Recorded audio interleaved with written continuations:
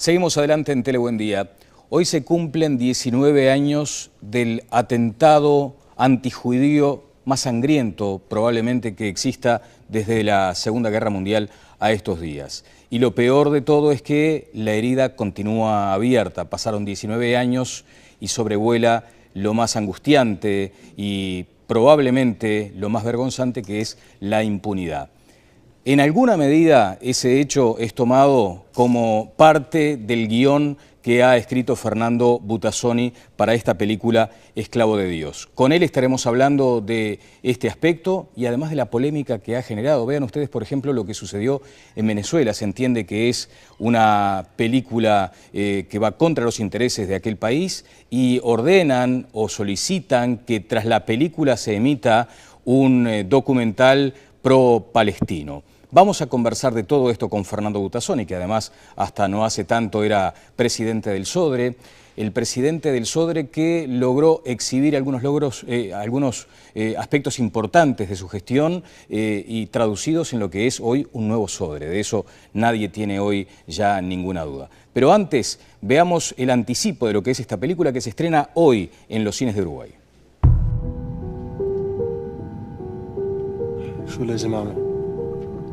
أنا بعرف إنه أنت مخفي مليح. بدي إياك تبلش حياة جديدة. Ahmed Al-Hassama, reclutado desde niño, sus padres fueron asesinados. ما تخلي حدا يشك فيك. تجوز، خلف أولاد. واستنى لتسمع منا. اليوم جاي، تذكر الحياة الأفضل تيجي بعد العذاب.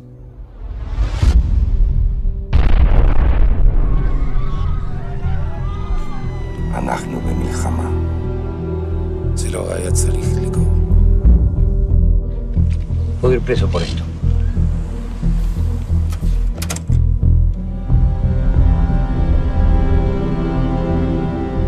Violaste una orden. No tenemos tiempo, hay que encontrar ese auto. Jair, créeme, va a haber otro atentado.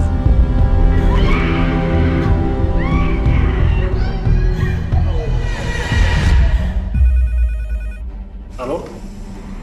Chatorak.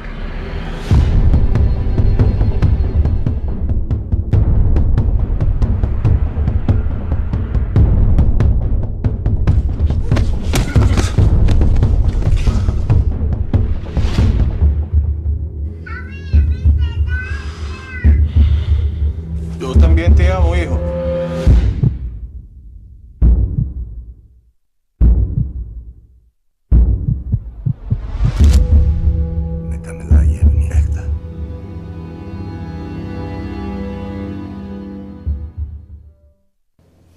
El anticipo, como no puede ser de otra forma, invita a ver esta película basada, inspirada en hechos reales. Es el cruce entre un agente del Mossad y un terrorista islámico. Esto, a grandes rasgos, es muy grato recibir al querido amigo Fernando Butazzoni. Buen día, Fernando, ¿cómo te va? Daniel, buen día, gracias por la invitación, estoy encantado de estar contigo. Bueno, parece que nos retrotraemos a aquella vieja época donde fuimos compañeros de trabajo, ¿no? Sí, en Sarandí Satelital, ya se mencionaba aquel concepto de satelital hace 20 años.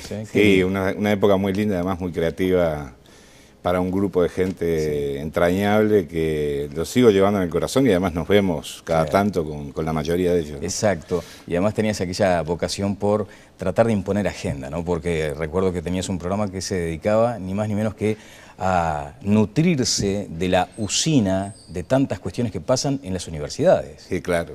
Creo que fue el primer programa pensado estrictamente en ese sentido. Exacto. Hace más de 20 años. Por eso, era como una locura. En un país en el cual ese tema no estaba arriba de la mesa y bueno, como está hoy, ¿no? Y claro, y abríamos en alguna forma las puertas de las facultades y nos encontrábamos con algo maravilloso, ¿no? Esa capacidad, ese talento uruguayo que está hoy acá. Que se ha ido desarrollando además y que ha generado logros importantísimos que desgraciadamente no tienen la difusión o la, digamos, la agenda pública que deberían tener, porque ahí, entre otras cosas, se entiende hacia dónde se apunta en el desarrollo del país, ¿no? De un país determinado. Bien, bueno, tiempos lindísimos, ¿no? Y con cuánta vigencia aquello de investigar. Y de eso se trata también gran parte de la película. Antes de ingresar de lleno al tema, ¿te fuiste del Sodre hace cuánto? Hace bien poco, hace 3 meses. 3 meses, ¿no? ¿Extrañás? Sí, claro que extraño. Fue duro igual, ¿no? Fue una etapa complicada. A ver, todas las etapas lindas en la vida de las personas son etapas complicadas. Cierto.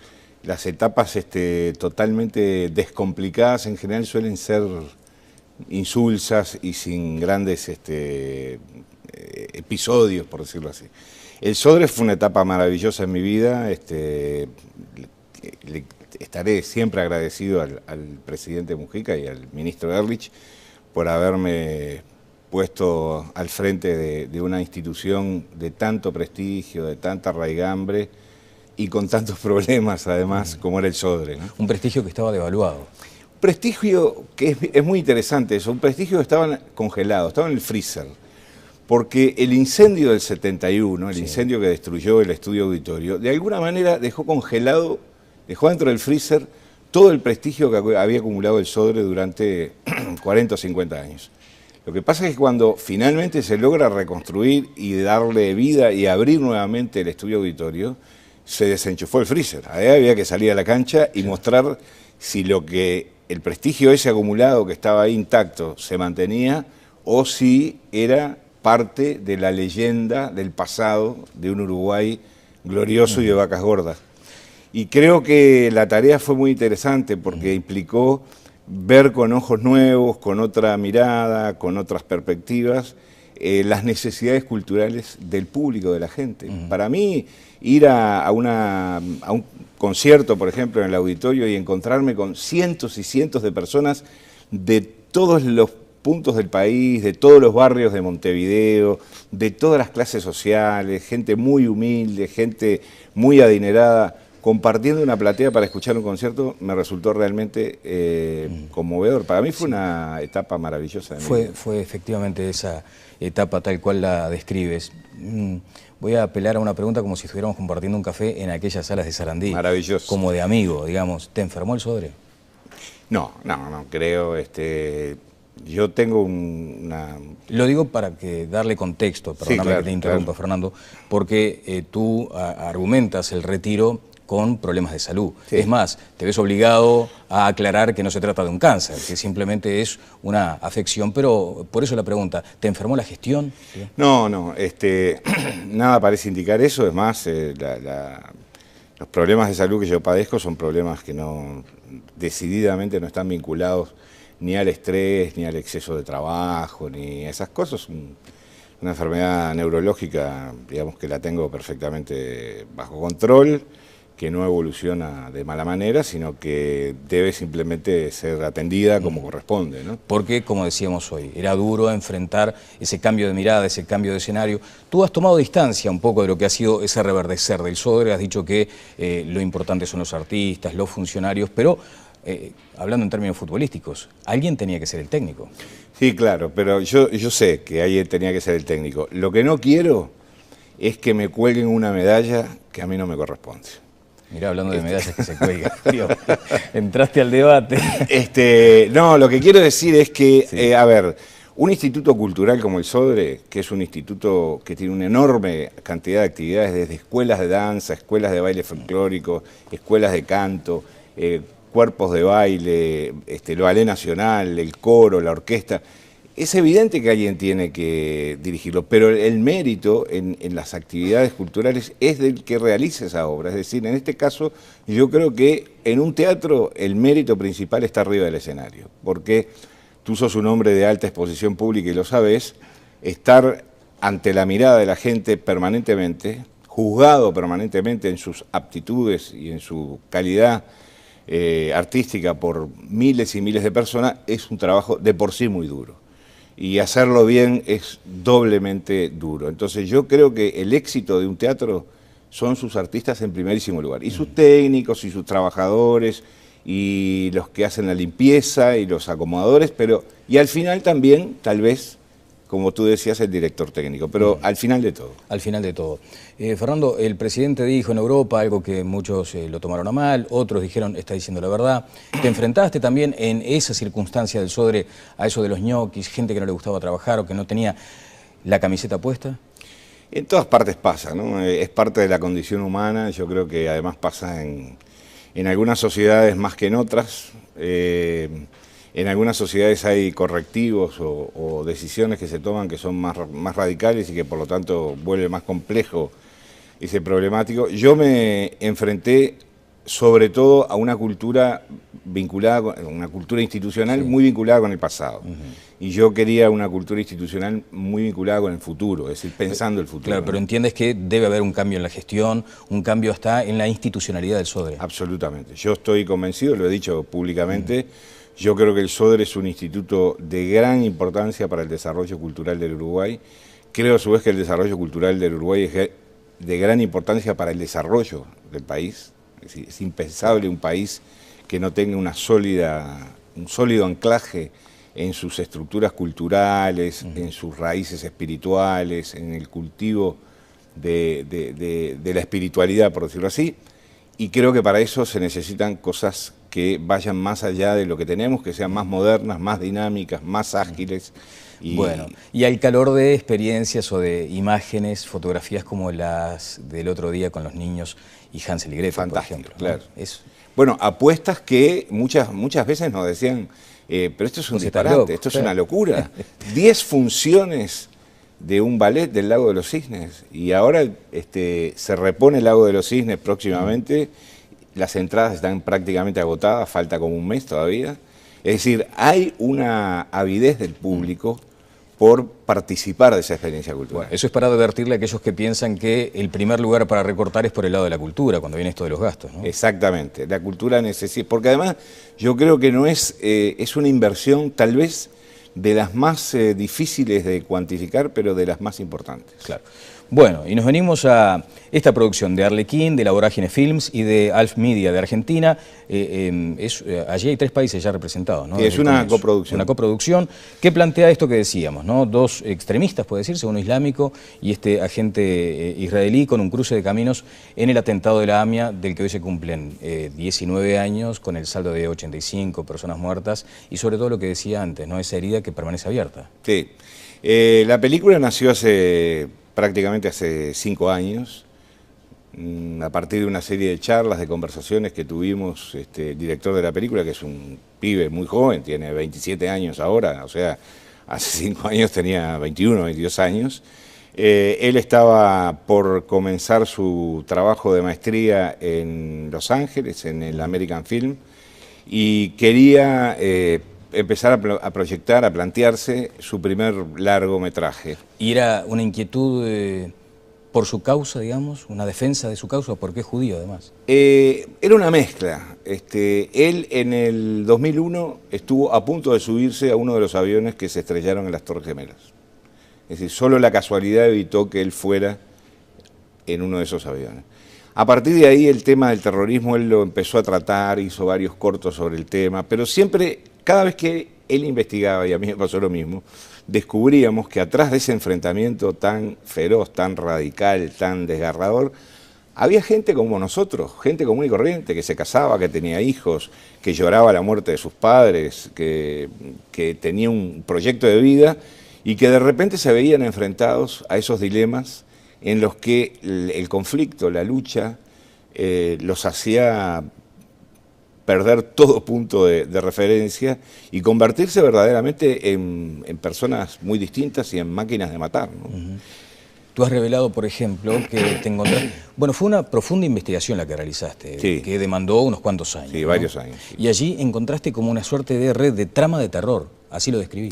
Claro, porque, a ver, el atentado a la AMIA, primero, es un atentado que se realiza, está claramente establecido, con directrices que llegan desde el extranjero, es decir, no es que a alguien se le ocurre, va y pone una bomba. Segundo, que es un atentado que se realiza con recursos muy importantes. Eso no se hace ni en un día ni con 4 pesos. Había mucho dinero ahí. Y tercero, que ninguno de los servicios de seguridad, de los servicios de inteligencia que operaban en la Argentina en ese momento, la propia CIDE argentina, la CIA, el Mossad israelí, fueron capaces de prevenirlo, cuando un par de años antes había habido otro atentado terrible contra la Embajada de Israel, ¿no? Claro. Bueno, allí es donde nos vamos enterando o nos vamos acostumbrando, digamos, a asumir que esta es una región con estas operativas, con estos cruces. Ahora, parece que decirlo sucede algo acaso similar con lo de Snowden, ¿no? Parece que revelar lo que todos íntimamente sabemos provoca una gran efervescencia, una polémica, malestar. ¿Qué sucedió en Venezuela, por ejemplo?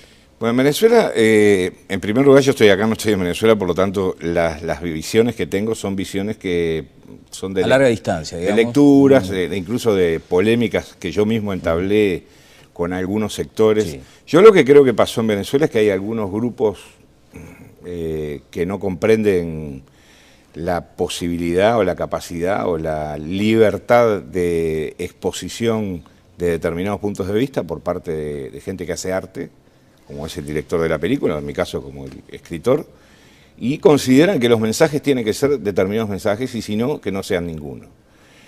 Hubo ahí un planteo muy radical de un grupo que para mí era desconocido, en el que un grupo muy cercano, digamos, al gobierno venezolano, en el que se planteaba que la película tenía que ser, tomarse medidas con la película. Sí.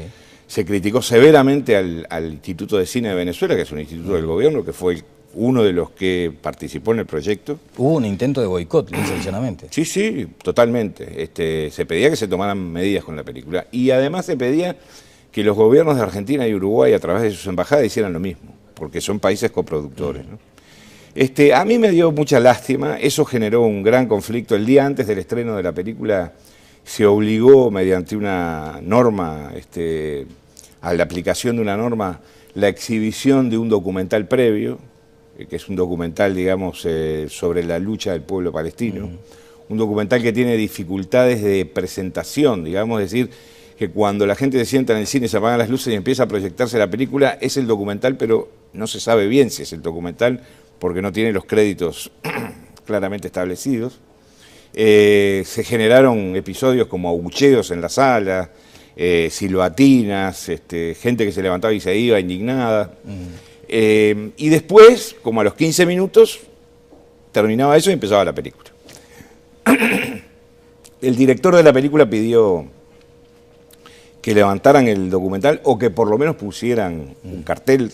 Claro, que estableciera, ¿no? Claramente. Tomate un descanso, tenés el agüita allí, Sí. Fernando, porque además creo que, por lo que he leído, la intención de la película, la principal vocación, es tratar de establecer aquello de ponerse en la piel del otro, calzar sus zapatos, hablar de tolerancia, en todo caso. Sí. Ese parece ser un poco el mensaje central y eso, la intolerancia fue la que enfrentó esa idea. Sí, yo lo que digo es que la película, digamos, el mensaje lo tiene que sacar el espectador. Es decir, nosotros contamos una historia absolutamente comprobable. O sea, es decir, no tiene por qué ser, entonces, específicamente es el mensaje de ser más tolerantes, de ponerse en la piel del otro, ¿no? Es decir, lo que creo que hay son hechos incontrovertibles, que es que grupos islamistas financiados desde el exterior colocaron una bomba, que operaron en Buenos Aires, que el Mossad operó en Buenos Aires en esos momentos, que hubo una especie de cacería,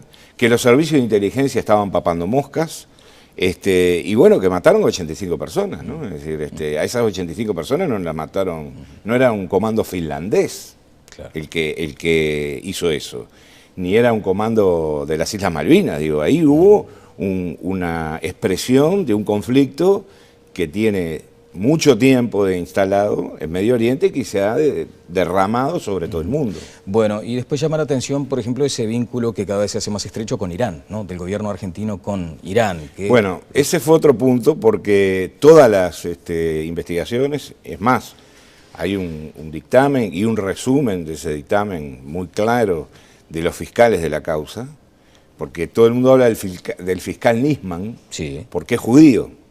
Pero hay otro fiscal, Martínez Burgo, que no es judío. Es decir, hay un dictamen muy claro de los fiscales explicando qué fue lo que pasó, a qué hora pasó, entre quiénes pasó y por qué piden la captura de esas personas. ¿La película pretende aportar algunas claves o decodificar que la verdad está, pero no se dice? No, yo creo que la película lo que pretende es establecer cómo los mecanismos los moldes de comportamiento de determinadas de las personas ante determinados conflictos pueden ser quebrados. La película tiene un final que es muy controversial, que es muy, que yo espero y le pido a la gente que la va a ver que no lo cuente, que es muy controversial, que golpea mucho, pero que de alguna manera a mí me parece que lo que establece es, bueno, ¿qué pasa si dos personas que son enemigos absolutamente irreconciliables en determinado momento terminan mirándose a los ojos? Creo que si todos los seres humanos se miraran a los ojos, en vez de mirar la pantalla del BlackBerry, la vida sería otra en el planeta. Sí, en un tema de tan alta complejidad parece que esa es la salida, además, para el conflicto árabe-israelí. Claro, porque dicen, bueno, mirarse, ¿no? Claro, mirarse a los ojos, yo lo cuento siempre porque para mí es arquetípico.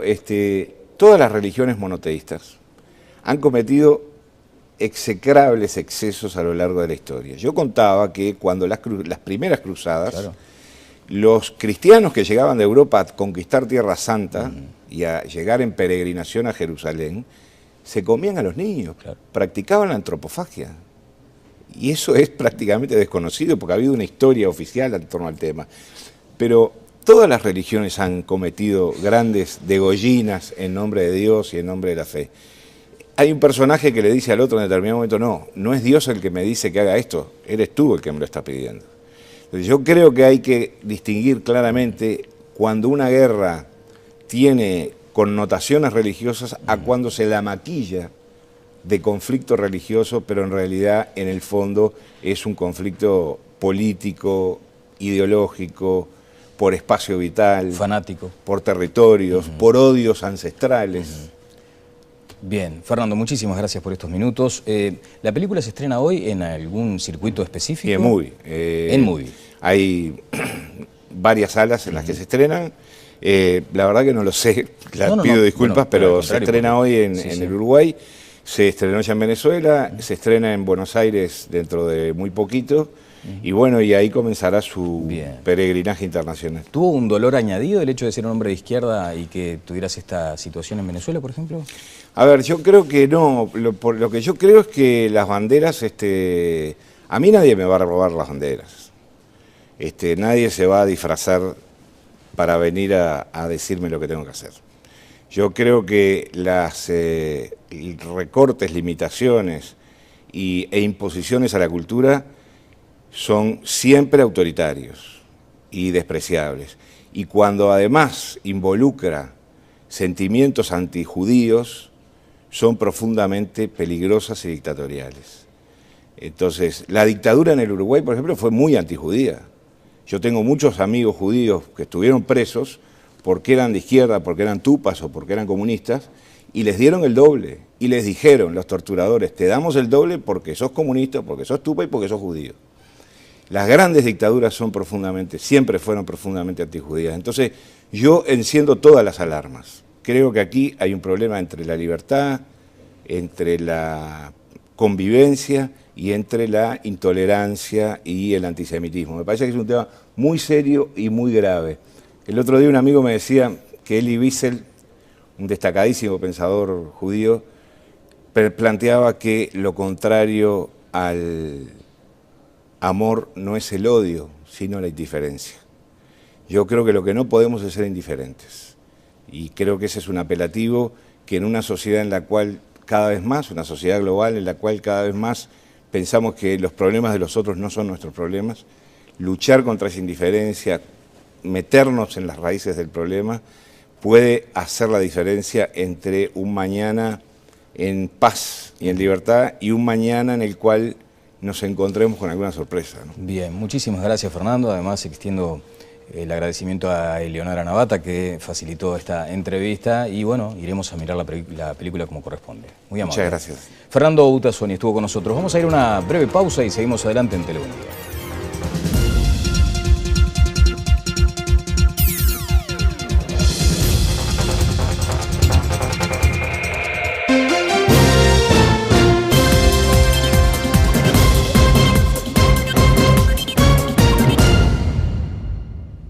Desde niño, sus padres fueron asesinados.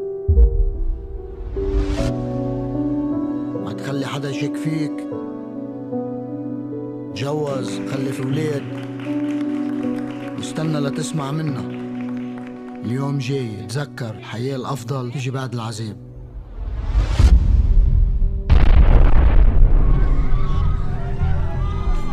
אנחנו במלחמה. זה לא היה צריך לקרות. Puedo ir preso por esto.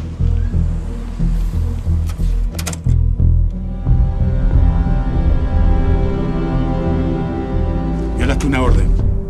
No tenemos tiempo, hay que encontrar ese auto. Jair, créeme, va a haber otro atentado.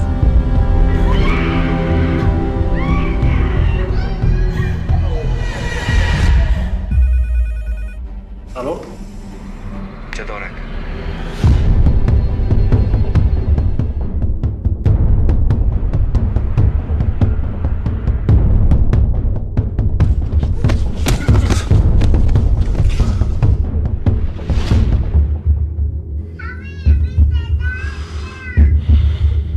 Yo también te amo, hijo.